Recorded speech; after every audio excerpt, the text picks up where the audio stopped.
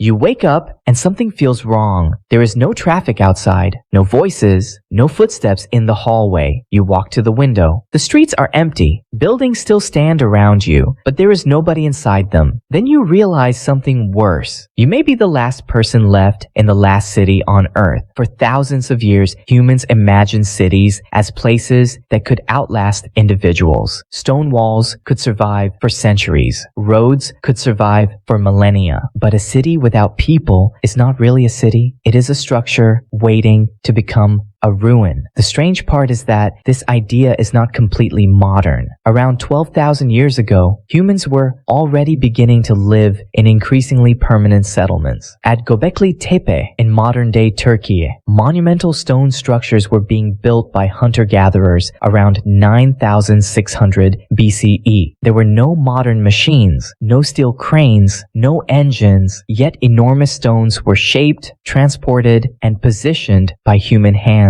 Something was changing. People were learning to stay in one place for longer. And once humans stayed together, something happened that had never happened at the same scale before. A settlement could become dependent on the people inside it. Food had to arrive. Water had to be accessible. Waste had to be managed. Shelter had to be maintained. And every person became part of a system larger than themselves. You could no longer simply walk away from every problem. That is what makes the idea of the last city so unsettling. A city looks permanent from the outside, but its survival depends on thousands of temporary things: food, water, fuel, tools, knowledge, and people. Remove enough of those and the buildings remain while the city disappears. At Çatalhöyük in central Anatolia, people lived in dense settlement structures beginning around 7,100 BCE. Homes were packed closely together. Movement between buildings was sometimes carried out across rooftops rather than through modern-style streets. You would have lived extremely close to other people. Your neighbors would have been only a few steps away. Your food would have depended on the surrounding landscape. Your survival would have depended partly on the people around you. But there was a hidden cost to living together: disease. When many people share the same environment, infections have more opportunities to spread.